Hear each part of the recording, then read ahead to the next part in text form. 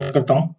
दोस्तों, ये हम लोग काफी दिन से ये चर्चा कर रहा है कि जो ड्रीम है इन्वेस्टर का 100 टाइम्स और 200 टाइम्स रिटर्न का, ठीक है। इसमें कोई शक की बात नहीं। आप यकीन माने या ना माने, आप ट्रस्ट करें या ना करें, आप भी अगर इन्वेस्ट कर रहे हैं, अगर वीडियो देख रहे हैं, आपने भी अगर लॉन्ग टर्म इन्वेस्टमेंट का प्लान किया है, तो आपका भी ये ड्रीम है और ये पॉसिबल है, पूरी तरीका से पॉसिबल है। बहुत सारा एग्जाम्पल है, मैं कई सारा वीडियो का एग्जाम्पल भी बनाकर आप लोगों को दिखा चुका हूँ कि कैसे 100 टाइम्स 200 टाइम्स स्टॉक में रिटर्न दिया है।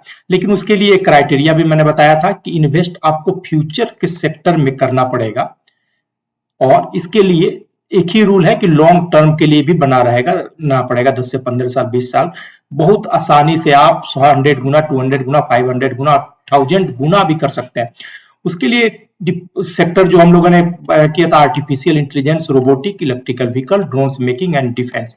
आज हम डिफेंस सेक्टर के बारे में बात करेंगे, कुछ गिनी चुनी नामी कंपनियों के बारे में बात करेंगे हम लोग कि डिफेंस का सेक्टर क्यों मैं इसमें डाला हूं।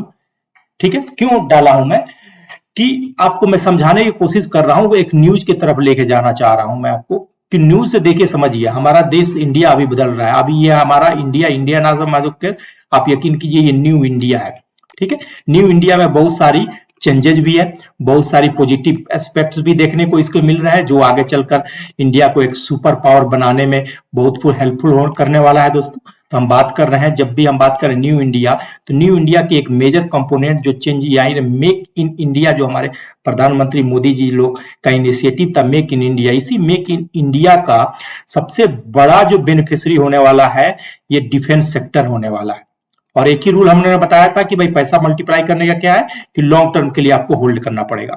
तो चलिए मैं सबसे पहले आपको उस न्यूज पे लेकर चलता हूं, आपका ध्यान दिलाना चाहता हूं कि मैं अपनी बात पर क्यों कायम हूं, क्यों मैं इस पर बुलिश हूं। मैं आपको वो न्यूज दिखाना चाह रहा हूं। ये देखिए, टाइम्स ऑफ इंडिया का पोर्टल है, मैं कोई अनऑथेंटिक सोर्स के पास लेके नहीं आया हूं, और मैं आपको यहाँ पर न्यूज दिखाता हूं कि क्या न्यूज है दोस्तों। ठीक है, न्यूज हालांकि थोड़ा सा पुराना हो गया है, लेकिन फिर भी देखिए, Indian defence production exceeds 12 billion US dollar for the first time. अब न्यूज को, ये न्यूज एक लाइन का है, लेकिन इसका इंपोर्टेंस समझिए। Indian defence production exceeds 12 billion US dollar, ये यूएस डॉलर का साइन है, फॉर द फर्स्ट टाइम। पहली बार इंडिया के हिस्ट्री में ऐसा हुआ है कि 12 बिलियन रुपया से ज्यादा पहली बार प्रोडक्शन एक्सीड कर गया है। अब क्या है सिचुएशन कि देखिए, पहले हम इंडिया जो है ना, जितने भी आर्म्स वगैरह की डीलिंग वगैरह होती थी, ठीक है, हम किस पे डिपेंड रहते थे, हम रसिया पे या फ्रांस पे या कुछ हद तक अमेरिका पे या कुछ हद तक इजराइल पे हम डिपेंड रहते थे। ठीक है, रिलायंस मतलब कि डिपेंडेंसी। ठीक है, रिलायंस कंपनी की बात नहीं हो रही है। इसके न्यूज का तात्पर्य यह है कि हमारी पहले जो डिपेंडेंसी थी बाहर के मुल्कों पे या यूरोप के मुल्कों पे या मोस्टली रसिया और अमेरिका के मुल्कों पे, लेकिन अभी सिचुएशन चेंज हो गया है। ठीक है, अब देखिए यहाँ पर क्या, India the world largest arm importer in the past decade, यानी कि सबसे बड़ा जो इंपोर्ट करने वाला था, यानी मंगाने वाला था दूसरे देश से जो हथियार, वो इंडिया था। Depends on Russia for nearly half of its military supply, लगभग आधा सप्लाई तो हमारी रसिया से आती थी।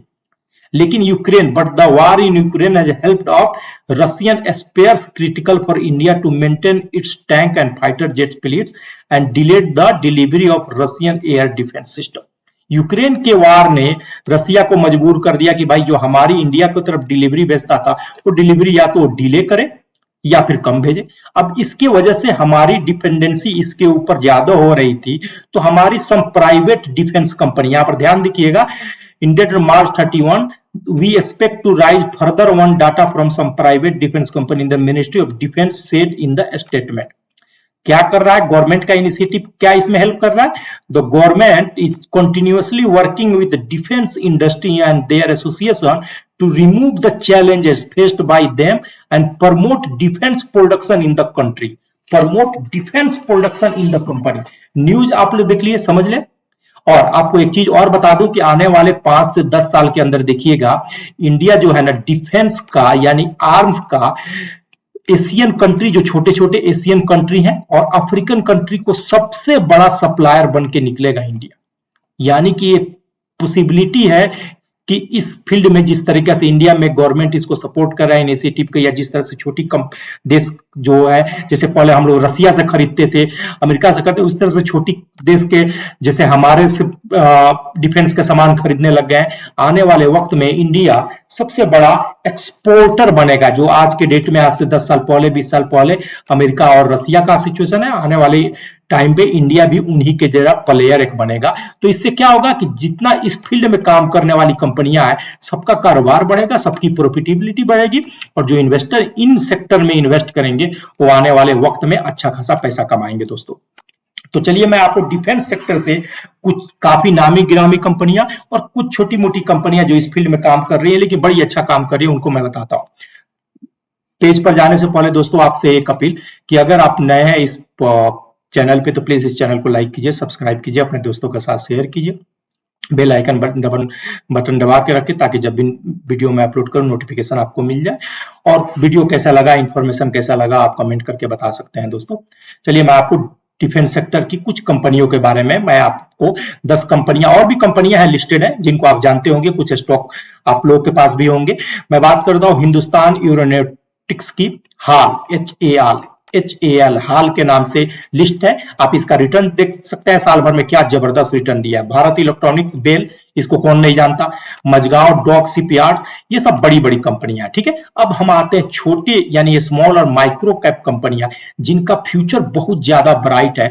उनमें से 2 कंपनियां तो आज के डेट में बहुत अच्छे तरीका से मल्टी बैग रिटर्न दे रही है, एक तो जेन टेक्नोलॉजी और डाटा पैटर्न्स। इन दोनों कंपनियों के बारे में मैं कई दिनों से हमेशा आप लोगों को वीडियो बनाकर आप लोगों को इंकरेज कर रहा हूं कि इन दोनों कंपनियों को स्टडी करें, और इन्वेस्टमेंट का अपॉर्चुनिटी मिल रहा है तो उसमें इन्वेस्ट करें दोस्तों। यकीन रखिए ये दोनों कंपनियों में से, या इनमें से 10 कंपनियों में से अगर 2 कंपनियां भी अगर आपकी चल गई तो आपके पैसे को कई गुना, कई 100 गुना करके रिटर्न दे सकती है।